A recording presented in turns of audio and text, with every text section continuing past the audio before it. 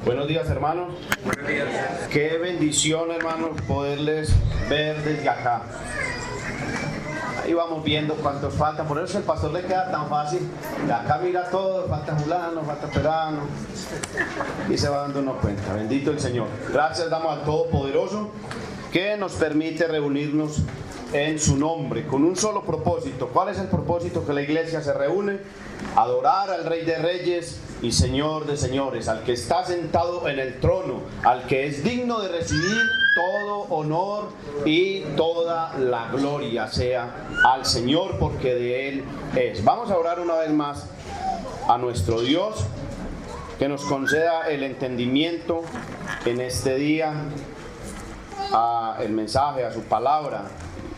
Una vez podamos entenderla, la podamos aplicar en nuestra vida, en nuestros corazones, en nuestro diario vivir. Soberano Señor del cielo y de la tierra, tuyo es el honor, tuyo es la gloria, tuyo el poderío, tú dominas sobre todo, mi amado, oh Señor, porque grande es tu poder, porque tú eres, Señor, el único y sabio Dios, no hay otro como tú, que creaste los cielos y la tierra, el mar y todo lo que en ellos hay. ¿Cómo no alabarte, mi amado Señor? ¿Cómo no alabar tu grandeza y cómo no alabar tu soberanía, Padre? En este día nos disponemos, tu iglesia, tu pueblo, la cual redimiste con tu sangre preciosa, a escuchar el mensaje de tu palabra. Ruego a tu Santo Espíritu que me guíe en la lectura, que me guíe en la enseñanza, para que no sean palabras de hombre y podamos ser, como dijo el apóstol Pablo, que con denuedo hable tu palabra, que con poder hable tu palabra como está escrita, amado Padre. Tu palabra que es la verdad, tu palabra que es inerrante, es expuesta en este día. Es tu bendita palabra que llegue a lo más profundo de nuestros corazones y cumpla el propósito para lo cual tú la has enviado. Te oramos, Señor, en el nombre de tu Hijo amado, el Señor Jesucristo. Amén y amén. Muy bien, mis amados hermanos, vamos entonces a la Biblia, a la carta número 1 de Juan. Primera carta de Juan, capítulo 3. Primera carta de Juan, capítulo 3. Y vamos a terminar hoy los versículos del 4 hasta el 10. Pero vamos a estar entonces mirando un poco y recordando algo de el sermón pasado. Vamos primeramente entonces a hacer la lectura del 1 otra vez hasta el versículo 10. Primera de Juan, capítulo 3, versículos del 1 hasta el 10. ¿Estamos ahí? Muy bien. Dice la Biblia: mirad cuál amor nos ha dado el Padre para que seamos llamados hijos de Dios. Por esto el mundo no nos conoce, porque no le conocieron a Él. Amados, ahora somos hijos de Dios y aún no se ha manifestado lo que hemos de ser. Pero sabemos que cuando Él se manifieste, seremos semejantes a Él, porque le veremos tal como Él es. Y todo aquel que tiene esta esperanza en Él, se purifica a sí mismo, así como Él es puro. Todo aquel que comete pecado infringe también la ley, pues el pecado es infracción de la ley. Y sabéis que Él apareció para quitar nuestros pecados y no hay pecado en Él. Todo aquel que permanece en Él no peca. Todo aquel que peca no le ha visto ni le ha conocido. Hijitos, nadie os engañe. El que hace justicia es justo como Él es justo. El que practica el pecado es del diablo, porque el diablo peca desde el principio. Para esto apareció el Hijo de Dios, para deshacer las obras del diablo. Todo aquel que es nacido de Dios no practica el pecado, porque la simiente de Dios permanece en él y no puede pecar, porque es nacido de Dios. En esto se manifiestan los hijos de Dios y los hijos del diablo. Todo aquel que no hace justicia y que no ama a su hermano no es de Dios. Que el Señor Todopoderoso le añada bendiciones a su bendita palabra. Amén. El texto habla básicamente de dos cosas. ¿Qué habla el texto? De los hijos de Dios y de los hijos del diablo. Y hablábamos el sermón pasado acerca de la magnitud que muestra Juan acerca del amor de Dios al llamarnos sus hijos. Y veíamos que como hijos de Dios andamos como extranjeros aquí en la tierra. Nuestra verdadera ciudadanía está en el reino de los cielos, de donde esperamos al Señor glorioso, al gran Salvador, Jesucristo. O sea que el creyente debe anhelar volver a su casa. Y decíamos que nosotros nos amañamos acá. Nos aferramos a las cosas terrenales. Yo hay veces pienso, porque también uno se va amañando acá, y le digo al Señor, si uno se amaña acá, unas calles con huecos. Yo que trabajo en la plaza de mercado, cuando llueve se vuelve pantano y nos amañamos. O nos alegramos cuando pavimentan una calle, quedó bonita. ¿Cómo será en el cielo, mi amado hermano, andando por calles de oro? Vemos el mar, sus olas, en el cielo el mar es de cristal. De razón dijo Pablo que cosas que ojo no vio, ni oído oyó, son las que Dios ha preparado para aquellos que le aman.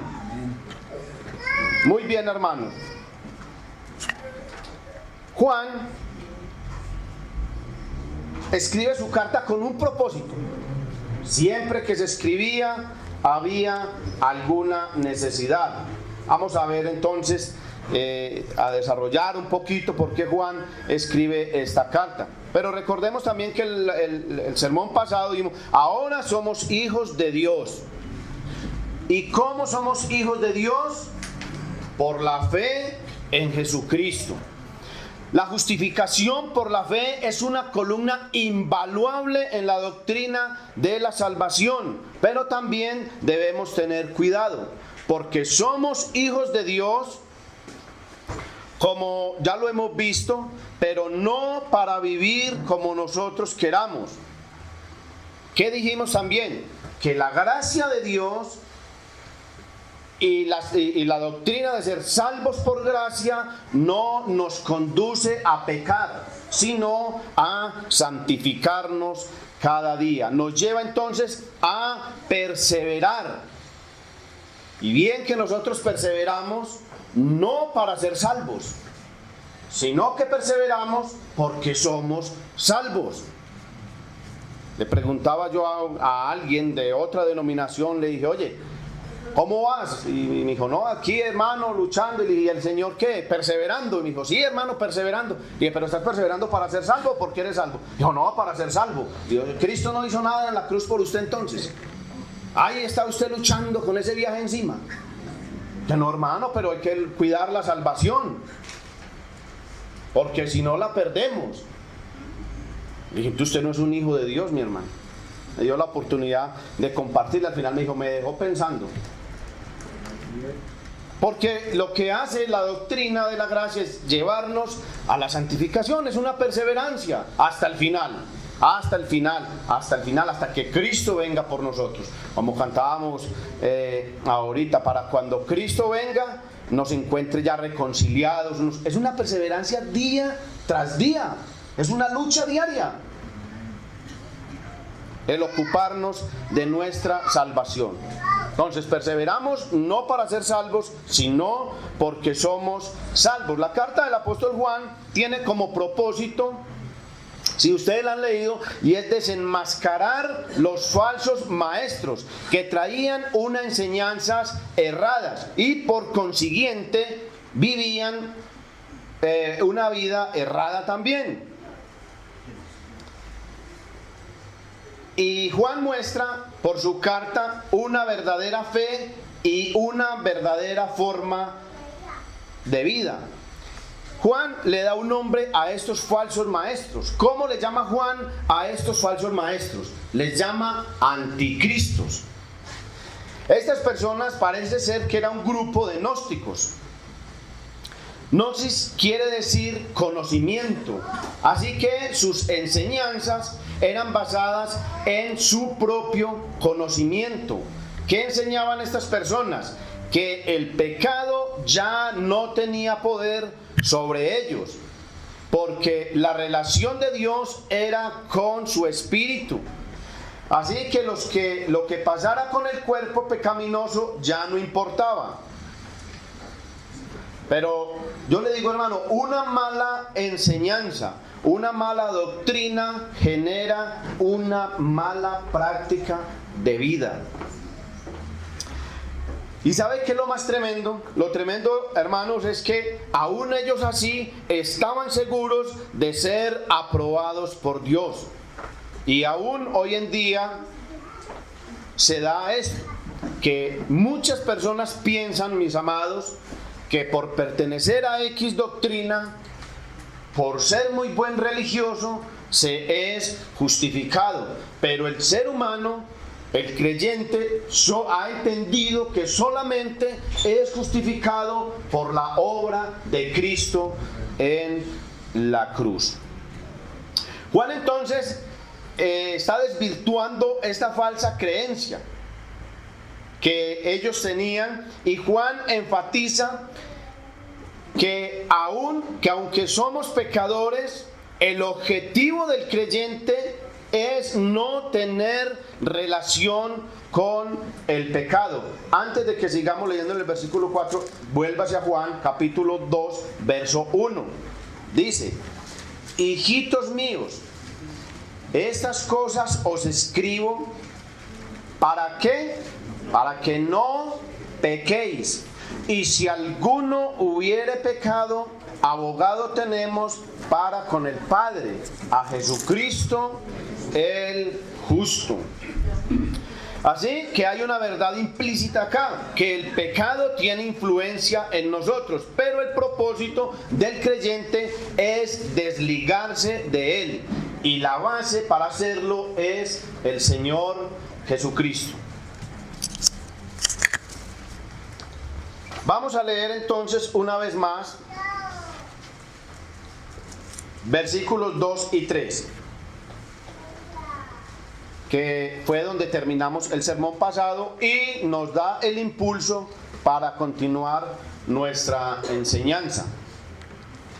Amados, ahora somos hijos de Dios y aún no se ha manifestado lo que hemos de ser. Pero sabemos que cuando Él se manifieste, seremos semejantes a Él, porque le veremos tal como Él es. Y terminábamos acá. Y todo aquel que tiene esta esperanza en Él, se purifica a sí mismo, así como Él es puro. Versículo 4. Todo aquel que comete pecado, infringe también la ley, pues el pecado es infracción de la ley. Parece un texto un poco difícil de entender, porque a la vista usted lo lee y dice: es obvio que el pecado es infracción de la ley. En realidad lo que Juan quiere mostrar es lo obvio del texto. El pecado es infracción de la ley. Vamos a ilustrarlo de la siguiente manera. Supongamos que usted entra a un supermercado y encuentra un letrero que dice: llevarse cosas de este lugar sin pagarlas es pecado, es un robo. Usted va a leer y dice: eso es obvio, que si se las lleva sin pagar está robando. Y eso es lo que quiere hacer precisamente con el letrero, mostrar lo obvio, y eso es lo que quiere también el apóstol Juan. El pecado es infracción de la ley, lo que el apóstol está diciendo es que una persona que vive en pecado es una persona que vive como si no hubiese ley. Y esto le llamo yo pecar conscientemente. A esto yo le llamo pecar conscientemente. Ahora bien, la ley que hacía, si hablamos un poco de la ley, ¿qué hacía la ley?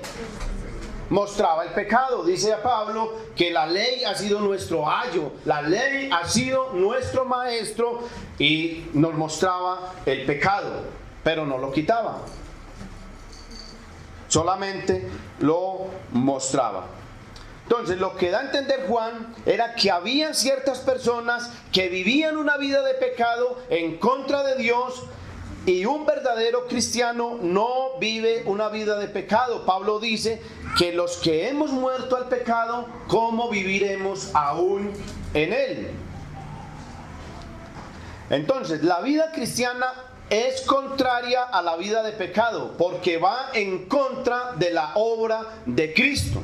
Quiero repetir una vez más, hermano, lo que dijimos hace un momento. El pecado tiene influencia en nosotros, pero el propósito es desligarnos de él. Por eso Juan escribe, hijitos. Entonces, el cristiano no peca. Sí peca. Pero ¿qué dice Juan? Hijitos, se está refiriendo ya a la iglesia como tal. Hijitos, si pecado tenéis, abogado tenemos para con el Padre.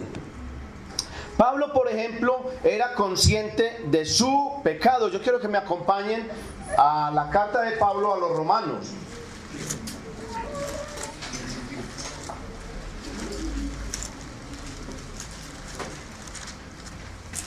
La carta de Pablo, vamos a Romanos, capítulo 7.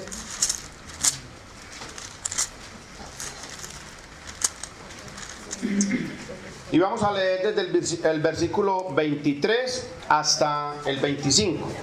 Mire lo que dice Pablo, hablando del pecado.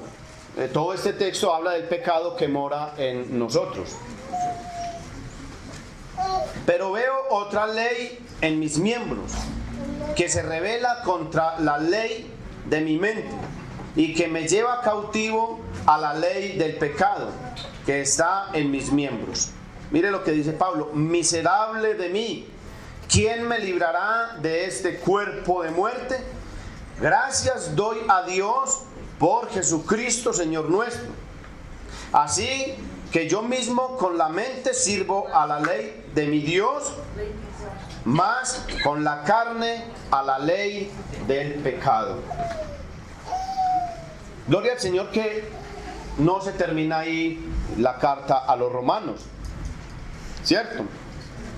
Miremos, por ejemplo, lo que continúa diciendo capítulo 8, versículos del 5 al 9. Ahí mismo en Romanos 8, 5 dice: porque los que son de la carne piensan en las cosas de la carne, pero los que son del Espíritu en las cosas del Espíritu. Porque el ocuparse de la carne es muerte, pero el ocuparse del Espíritu es vida y paz. Entonces, ahí vamos encontrando el propósito del creyente. ¿Ocuparse de qué? Del Espíritu y no de la carne.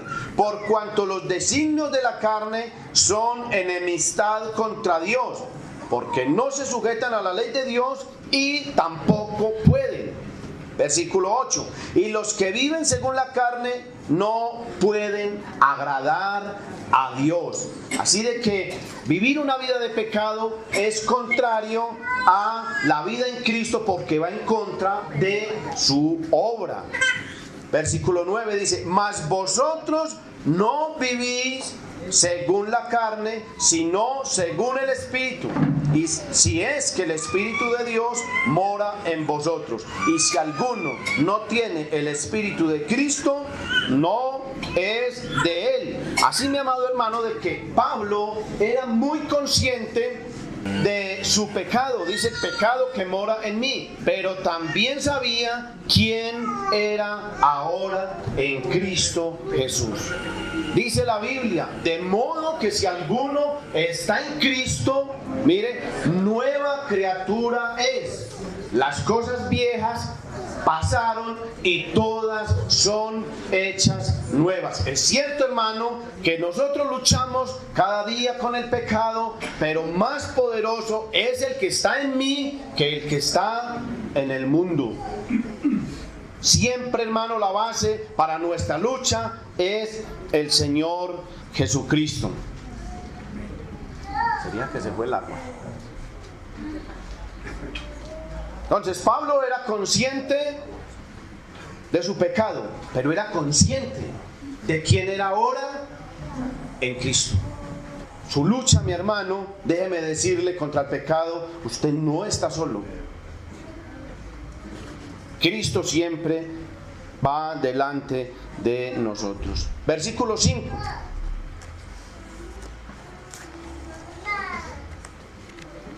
Y sabéis que Él apareció para quitar nuestros pecados y no hay pecado en Él.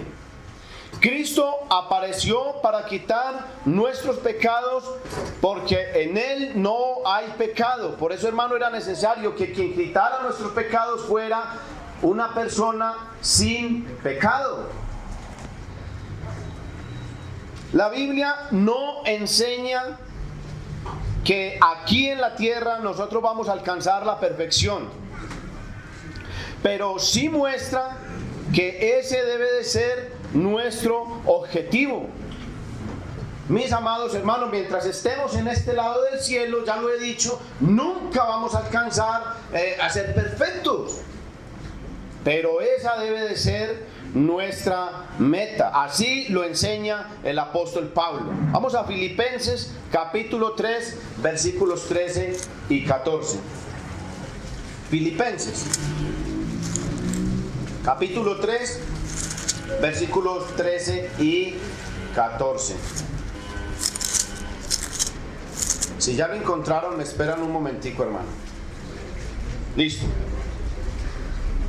Dice la Biblia: hermanos, yo mismo no pretendo haberlo ya alcanzado, pero una cosa hago, olvidando ciertamente lo que queda atrás y extendiéndome a lo que está adelante, prosigo a la meta, al premio del supremo llamamiento de Dios en Cristo Jesús.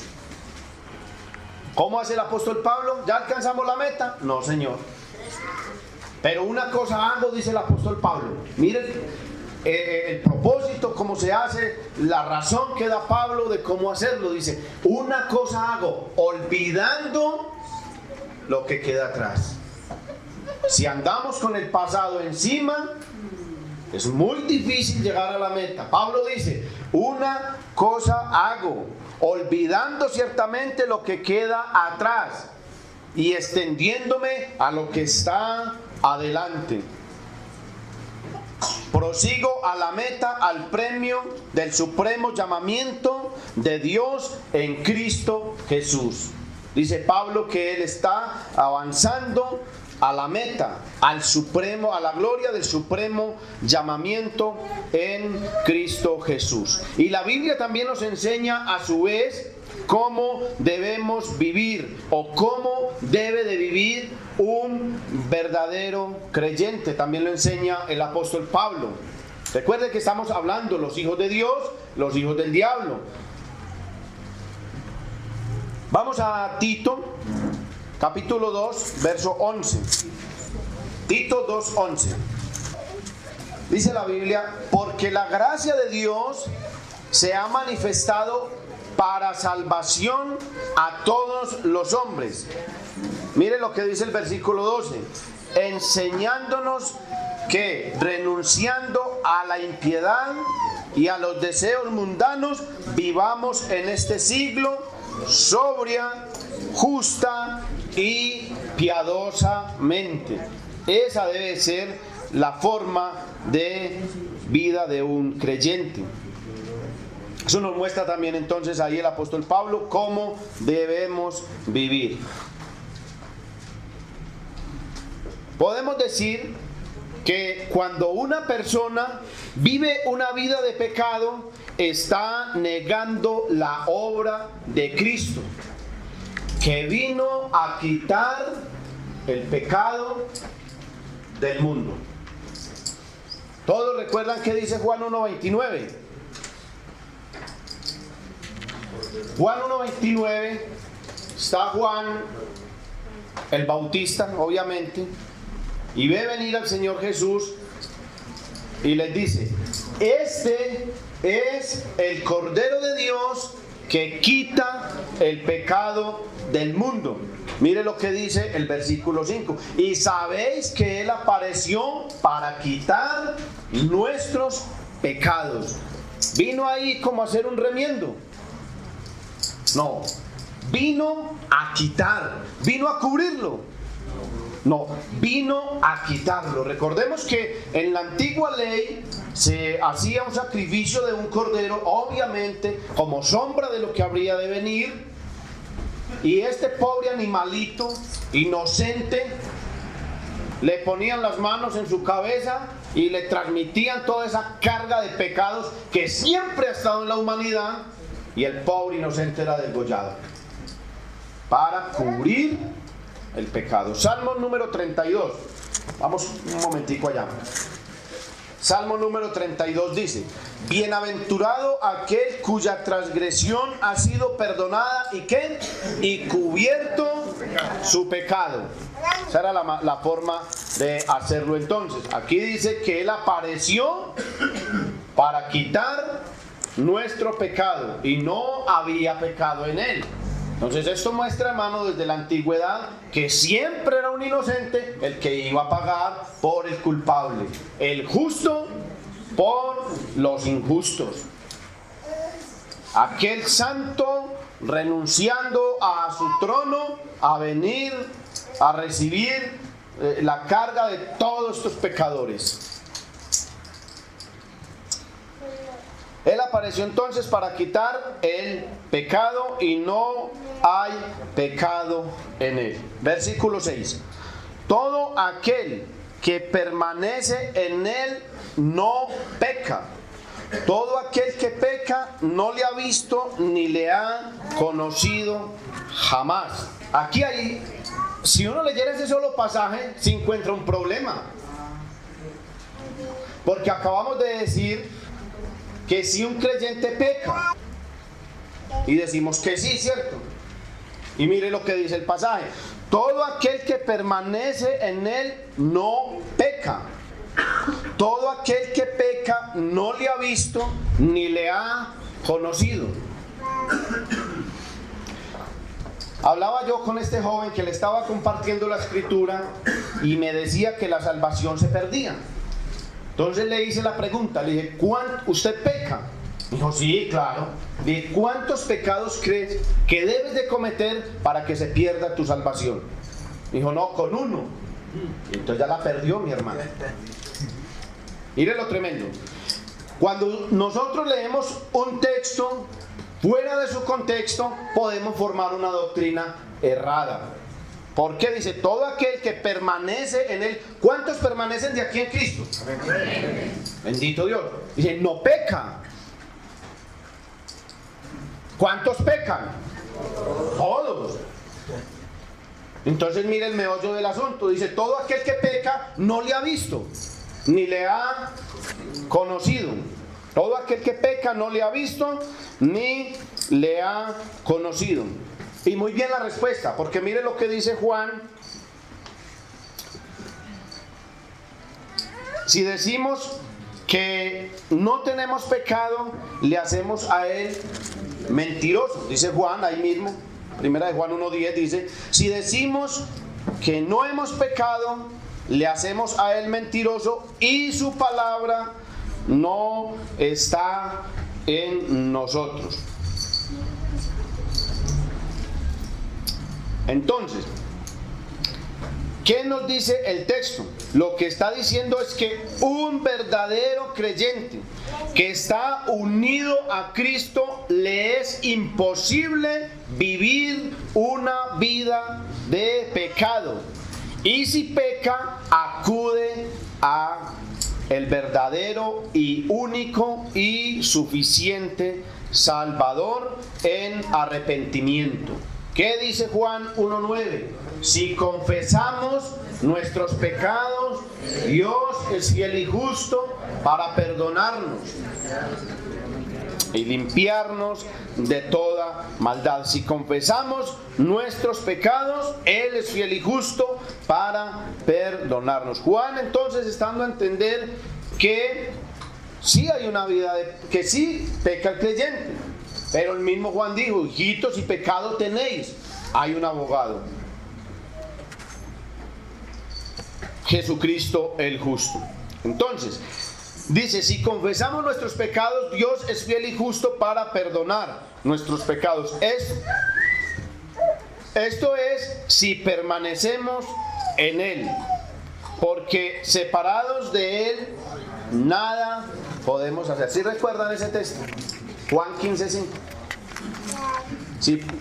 Si no, pero separados de Él nada podemos hacer. Entonces podemos hacernos la pregunta: ¿cómo sé yo si soy un hijo de Dios? Si somos verdaderos hijos de Dios. Te pregunto, ¿te duele cuando pecas? ¿Acudes a Jesucristo como ese refugio? Esa sería una buena forma de examinarnos.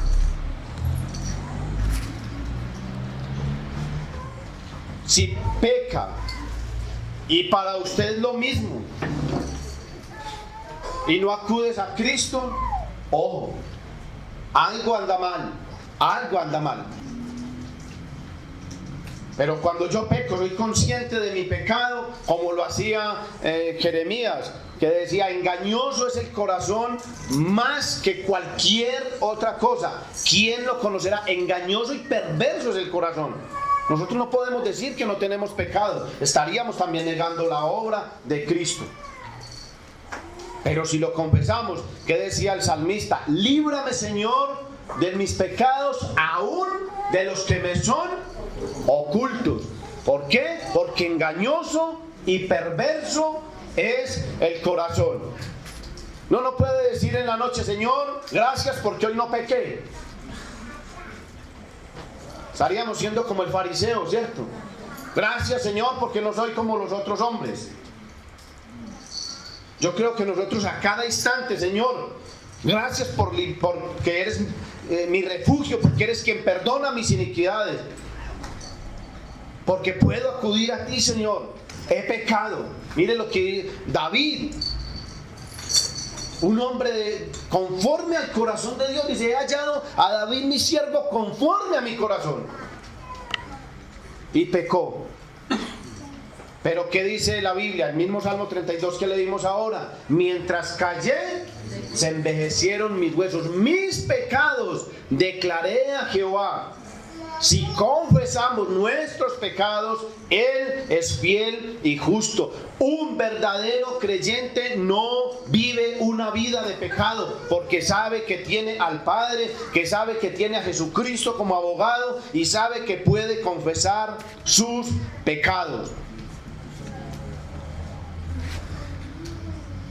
Versículo 7 dice: hijitos, mira esto, nadie os engañe. El que hace justicia es justo como Él es justo.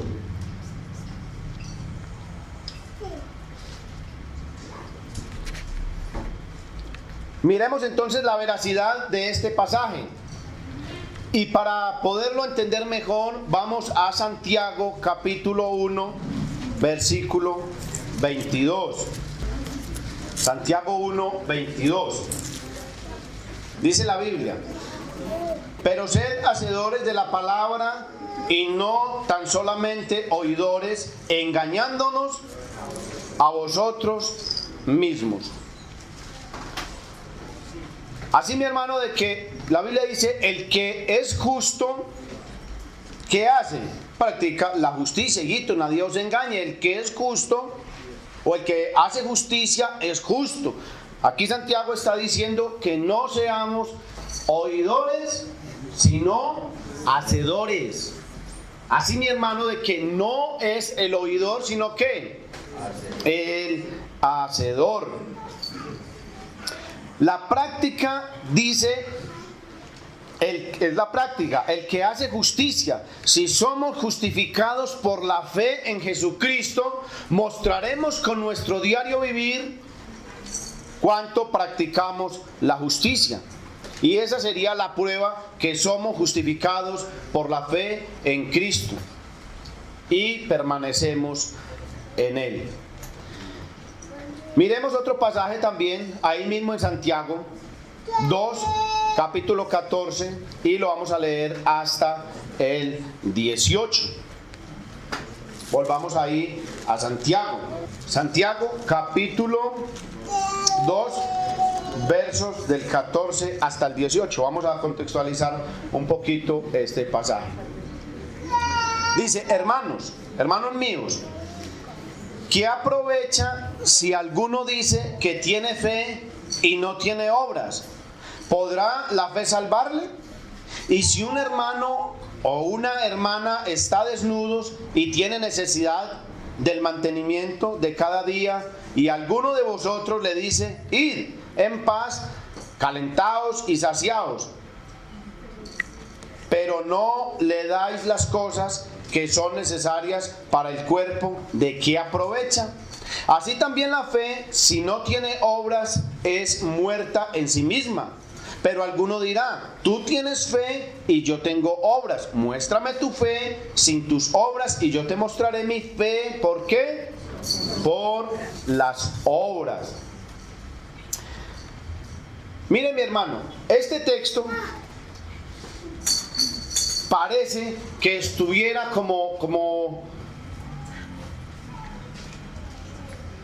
que estuviera como en contra de lo que dice Pablo, las palabras del apóstol Pablo, cuando dice en Efesios capítulo 2, versículo 8, dice, por gracia sois salvos, por medio de la fe, y esto no de vosotros, pues es don de Dios.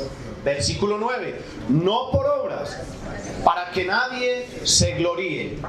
Y Santiago está diciendo, me está diciendo, muéstrame tu fe por tus obras.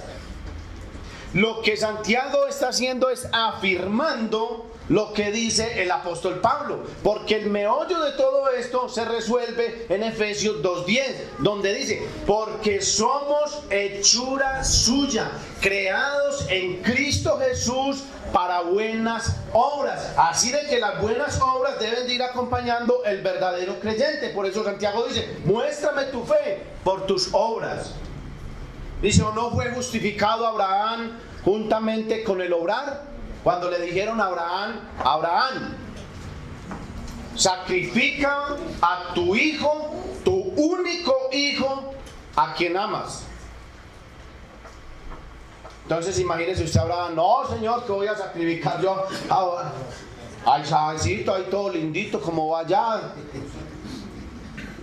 tan grandecito, no, y además, Señor, tú me dijiste que él iba a ser el bendito en todas las naciones, padre de naciones, ¿cómo lo va a matar? No, Señor, reprenda al diablo. ¿Hizo eso? No. En fe se levantó y fue a ofrecer a Isaac en sacrificio. Hay una frase que alimenta nuestra fe y es cuando él va con los criados, con la leña, y llega hasta un punto. ¿Han leído esa historia? ¿La conocen? Que él llega hasta un punto y ya ve el lugar donde lo va a sacrificar y le dice, señores, hasta aquí. De aquí para adelante ustedes no me pueden acompañar. Hay momentos en la vida del creyente, del verdadero creyente, mi amado hermano, que usted no puede depender de las otras personas. Es usted y Dios. Y el que dice, pero me encanta esa frase cuando él dice, quedaos aquí, el muchacho y yo iremos, ofreceremos sacrificio y volveremos. ¿Sabe por qué? Porque Abraham sabía que Dios tenía el poder de levantarlo aún de los muertos y que el propósito del Señor es el que va a permanecer. Entonces, lo que está haciendo Santiago es afirmando, hermano, que un verdadero creyente muestra por su estilo de vida que en realidad es un hijo de Dios. Lo que está haciendo es afirmándolo. Muéstrame tu fe por tus obras. Mire lo que dice. Entonces sí había un grupo, ese texto nos da a pensar que sí había un grupo de personas por allí metiendo la mano negra. Hijitos, nadie os engañe. El que hace justicia es justo, que la practica. Usted no puede decir que es un hijo de Dios y vivir su vida como le da su reverenda voluntad. Eso le llamamos pecar, ¿qué? Conscientemente. Pecar conscientemente es, ¿qué dijimos? Ir en contra de la voluntad de Dios. Y mire cómo somos de buenos para cuando oramos el Padre Nuestro. Nos volvemos como los escribas y los fariseos, hipócritas. Padre nuestro que estás en los cielos, santificado sea tu nombre, venga a nosotros tu reino, hágase tu voluntad, como en el cielo, así también aquí en la tierra. ¿Cómo no, monito? Así debiera de ser. Práctica. No podemos decir, yo soy un hijo de Dios y vivir una vida separados de Él en pecado. Eso era lo que Juan les estaba diciendo. Hijitos, nadie os engañe. Y Santiago les está diciendo, no es el oidor, es el hacedor. No se engañen, ni se dejen engañar. Lamentablemente hay doctrinas de ese calibre. Salvos siempre salvos. Enseñan.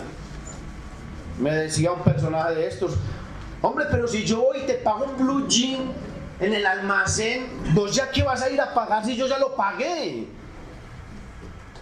No, nosotros podemos aquí vivir como queramos, Cristo pagó. Claro que vamos a ir al juicio. Y vamos a estar delante de Dios, y vamos a ser juzgados y condenados. Entonces nosotros vamos a decir, no, el Señor pagó por mí, aténgase y no corra. Dice la Biblia, el que permanece en Él, todo aquel que permanece en Él no peca. Entonces ya vamos resolviendo el asunto. ¿No peca qué? Conscientemente. Versículo 8. Este versículo nos da más claridad del asunto. Dice, el que practica el pecado es del diablo, porque el diablo peca desde el principio. Para esto apareció el Hijo de Dios, para deshacer las obras del diablo.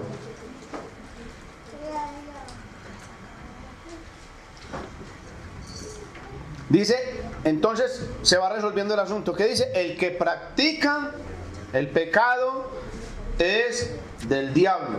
Volvemos a lo mismo. ¿Qué es la práctica? Usted sabe que está haciendo algo que está mal hecho y lo sigue haciendo. Por eso decíamos, o dice el texto en la Biblia, el que confiesa su pecado y ¿qué? Y se aparta, alcanzará misericordia de Dios. El que lo sigue practicando es ¿qué? ¿Un hijo del diablo? Ay, hermano, ¿cómo va a decir? Eso dice la Biblia. Eso lo está diciendo un hombre. Es la realidad, mi amado. El que practica el pecado, el que persiste en su pecado, siempre vivirá en ruina, no prosperará, dice la Biblia. El que lo encubre. Dice, esto es el que vive una vida infringiendo la ley, está pecando conscientemente. Una vida de pecado es una muestra que es un hijo del diablo. Yo quiero, mis amados, que miremos una discusión que tuvo el Señor Jesucristo con alguna gente de su época que se creían hijos de Dios. Y vamos al Evangelio de Juan, capítulo 8. Evangelio de Juan, capítulo 8. Vamos a leer desde el versículo 32. Dice, y conoceréis la verdad, y la verdad os hará libres. Jesús dijo de él, yo soy el camino, la verdad y la vida. Aquí dice, conoceréis la verdad, y la verdad os hará libres. Versículo 33. Le respondieron, linaje de Abraham somos, y jamás hemos sido esclavos de nadie. ¿Cómo dices tú, seréis libres? Recuerda que Jesús le había dicho que todo aquel que hace pecado, esclavo es del pecado. Por eso en el texto que leíamos ahora, que para eso había aparecido el Hijo de Dios, para quitar. Jesús no vino a hacer remiendos, Él vino a quitarlo. Si yo les cuento un poco de mi vida, hermano, el gran problema de mi vida, pues como el de todos, puede ser un pecador desde que nací, pero que tuve una lucha tremenda con el licor. Yo ya era un borracho conocido, y bendito el poder del Señor, que un miércoles estaba planeando cómo iba a ser tal vez una de las peores borracheras de mi vida. Y eso fue un miércoles 1 de noviembre del año del 2000, y que el mismo mes, el 5 de noviembre, 4 días después, estaba en una iglesia cristiana con una Biblia en la mano, tal vez desconociendo muchas cosas, pero entendiendo que el poder de Dios me había liberado de todo aquello. Cuando ya leí un poquito, alguien me decía, ¿y usted no le hace falta el trago? Y le dije, no, mi hermano, para eso apareció el Hijo de Dios. Y si el Hijo de Dios le liberta a uno, es verdaderamente libre. Y conoceréis la verdad, y la verdad os hará libre. Y aquellas personas estaban tan empecinadas en su religión que dijeron, ¿de qué libertad está hablando? Entonces Jesús le respondió, de cierto os digo que todo aquel que hace pecado, esclavo es del pecado. Versículo 39. Respondieron y le dijeron, nuestro padre es Abraham. Y Jesús les dice, si fueseis hijos de Abraham, las obras de Abraham haríais. Y sabían que ni eso lo hacían. Y sabían que se les estaba complicando el asunto. Entonces dice el versículo 41. Mire esto. Entendiendo Jesús el verdadero corazón de aquellos hombres, dice, vosotros hacéis las obras de vuestro padre. Entonces le dijeron, nosotros no somos nacidos de fornicación. Un padre tenemos, que es Dios. Ya no eran hijos de Abraham, ya eran hijos de Dios. Pero nosotros somos hijos de Dios, como dicen muchos personajes hoy en día. Todos somos hijos de Dios. No. No es el oidor, no es el hablador, es el hacedor, un verdadero hijo de Dios. Y bien contundente les dice el Señor Jesucristo, versículo 44. Vosotros, parece que no le habían entendido muy bien. Dice, vosotros sois de vuestro padre el diablo, y los deseos de vuestro padre queréis hacer. Él ha sido homicida desde el principio y no ha permanecido en él la verdad, porque no hay verdad en él. Cuando habla mentira, de suyo habla, porque es mentiroso y padre de la mentira. Por allá alguien decía, le encontramos el papá a la mentira. Es el diablo. Dice, porque es mentiroso y padre de la mentira. Y mire qué tremendo. Creían que eran hijos de Dios. Jesús fue muy directo, porque Juan adornó más el asunto. Cuando fueron a bautizarse, que Juan estaba bautizando en el desierto, y les decía a cada uno qué tenían que hacer, y ve que vienen también muchos fariseos a bautizarse, les dice, generación de víboras. ¿Quién nos enseñó a huir de la ira? Dice, generación de víboras. Casi que lo mismo. Generación de la serpiente antigua, hijos del diablo. Y Jesús sí les dijo directamente, vosotros sois de vuestro padre el diablo, y los deseos de vuestro padre queréis hacer. Entonces, mire hermano, el contraste. El que practica la justicia es ¿qué? Justo. El que la practica. El que practica el pecado es del diablo. Así que la paternidad se muestra en torno a lo que nosotros hacemos. La paternidad se muestra en torno en lo que nosotros hacemos. Miremos el versículo 9. Volvamos a primera de Juan. Versículo 9 dice: todo aquel que es nacido de Dios no practica el pecado, porque la simiente de Dios permanece en él y no puede pecar, porque es nacido de Dios. Así es que, como dice el pastor Javier, no tiene permiso el creyente para pecar. Y lo tremendo que dice la Biblia, y tampoco puede. Si usted es un verdadero creyente, ha cometido un pecado y no le ha dolido en lo más profundo en su corazón, pongo en duda que sea creyente. Volvemos a recordar las palabras del hijo pródigo, cuando se gastó toda la platica, ya se vio en la mala. ¿Qué dijo? Olvido en un profundo arrepentimiento. Dice, esto haré. No dice, voy a ver si hago esto, a ver si me surte. No, esto haré. Me levantaré e iré a mi padre y le diré: Padre, he pecado contra el cielo y contra ti. Esto haré, dijo el hijo. Eso hace el hijo. Me levantaré, me arrodillaré y le diré: Señor, he pecado contra el cielo y contra ti. Como dijo David cuando cometió su acto pecaminoso: contra ti solo he pecado. He hecho lo malo delante de fulanito, delante de peranito. He hecho lo malo delante de ti. Entonces este versículo tiene su paralelo en el versículo 6.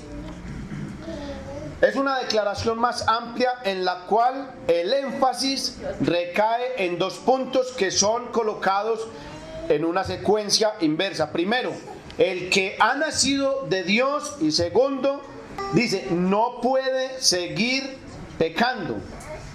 Y Juan hace como de esto una cláusula, porque mire la cláusula, porque la semilla de Dios permanece en él. Un vínculo entre la cláusula precedente y la que sigue. Nacido de nuevo. La frase nacido de Dios, dice porque es nacido de Dios, es una característica del apóstol Juan, ya que la usa repetidamente. Solamente recordamos la de Juan 3:9, que es como la más conocida, ¿cierto? Cuando le dice a Nicodemo: de cierto te digo que si no nacieres de nuevo, no podrás ver el reino de Dios. Entonces, la misma significa que una persona ha nacido espiritualmente, ha dejado su pasado atrás y vive el presente como hijo de Dios.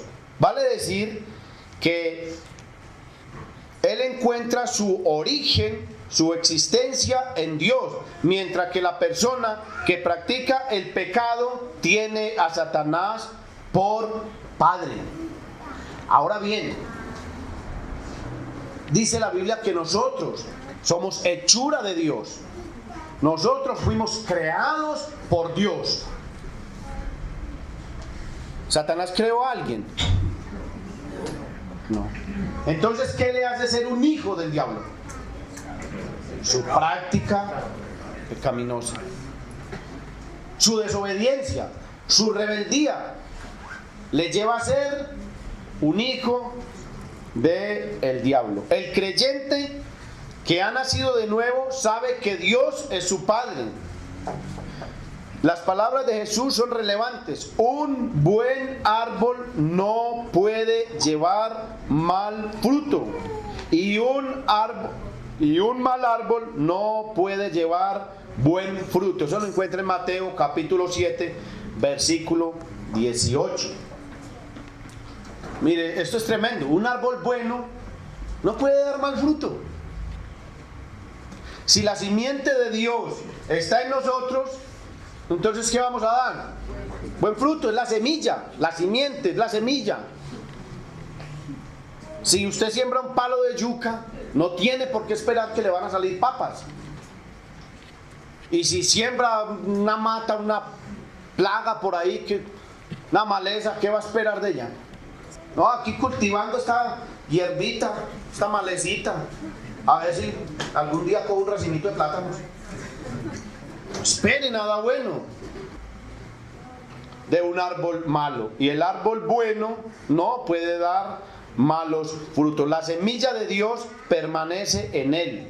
La palabra semilla tiene un significado figurativo. La naturaleza de Dios, el principio de la vida en Dios está en el verdadero creyente. Dios guarda la nueva vida que Él ha plantado en el corazón del creyente y hace que se desarrolle. Entonces, el cristiano no cederá ni podrá ceder al pecado a causa de ese principio divino que hay en su corazón. Eso le llamamos incapacidad para pecar. El pensamiento aquí en 1 Juan 3:9 no es que la persona nacida de Dios nunca cometerá un acto pecaminoso, sino que no persiste en el pecado. El pecado no originó con Dios porque en Él no hay ninguna tiniebla, en Él no hay pecado. Una persona que ha nacido de Dios y que posee la naturaleza de Dios no puede vivir en pecado habitual. Con todo, la posibilidad de caer en un pecado ocasional está siempre presente. Pero ya dijimos que si tenemos pecado, sabemos a quién acudir. Y el testimonio de todo creyente es que Dios nos ayudará en nuestras debilidades. En nuestras debilidades. Él nos guiará y Él nos ayudará. Versículo 10 y vamos terminando. En esto se manifiestan los hijos de Dios y los hijos del diablo. Todo aquel que no hace justicia y que no ama a su hermano no es de Dios. Ay, ay, ay. El mejor himno sí fue ese que cantamos. ¿Cómo puedo llorar enojado con mi hermano? Así es que si alguno está enojado con el hermano, es mejor que ahorita a la salida vayan arreglando los problemas. ¿Usted a qué iglesia asiste, hermano? A la iglesia la vi. Pero hay una hermana que no la puedes ni ver. Ojo, hermano. hay un síntoma ahí que hay que corregir. ¿Por qué? Dice, el que no ama a su hermano no es de Dios. En toda esta carta Juan presenta nuestra existencia en términos de dos categorías. Uno, ¿es hijo de Dios o es hijo del diablo? Juan solo ve estos dos puntos. ¿Usted es luz o tinieblas? ¿Verdad o mentira? Para él no hay término medio, no hay alternativas. ¿Cómo sabemos a qué categoría pertenecemos nosotros? Juan da la prueba que está en nuestra conducta. El Hijo de Dios hace lo que es justo, ama a su hermano, pero el hijo del diablo no hace ninguna de estas cosas. Juan formula este criterio en forma negativa. Todo el que no obra justicia no es hijo de Dios. Para que el cristiano tome nota y se dedique activamente a cumplir la voluntad de Dios. ¿Qué debe de hacer un cristiano? Tome nota: vivir una vida activa en Dios, cumplir su voluntad, permanecer en Él. Concluimos, porque separados de Él nada podemos hacer. El propósito del mensaje cuando iniciamos era, yo le dije, la mejor forma de examinarnos si somos hijos de Dios, verdaderos hijos de Dios, la encontramos en Primera de Juan. Es sencillo. Siga la lectura, aplique todos los principios y usted determinará: soy hijo de Dios o hijo del diablo. Acudo al Señor para que perdone todas mis rebeliones. Vamos a orar al Señor y demos gracias por su palabra. Bendito Señor, damos gracias por tu palabra, que es la absoluta verdad. Ayúdanos cada día en nuestras debilidades a practicar la justicia, a hacer tu voluntad. No es fácil, Señor, pero aferrados de ti, andando de tu mano, estamos seguros. Solo si permanecemos en ti, Señor, podemos llevar buen fruto. Ayúdanos a continuar en este diario vivir, a tener la mira puesta siempre hacia adelante, a la meta de la gloria del supremo llamamiento en Cristo Jesús nuestro Señor, el cual se entregó a sí mismo por nosotros. Es cierto lo que dice tu palabra, Señor, que la paga del pecado es muerte. La ley exigía muerte a causa de la culpabilidad del hombre, a causa de nuestra culpa de pecado. Pero que la dádiva de Dios es vida eterna en Cristo Jesús, Señor nuestro. Pablo decía: Señor, miserable de mí, ¿quién me librará de este cuerpo de muerte? Mas doy gracias a ti, oh Dios, por Cristo Jesús, nuestro Señor, quien vino a librarnos del pecado, quien se ha entregado por nosotros, el justo por los injustos. Gracias damos por la vida eterna que es en Cristo Jesús, Señor nuestro.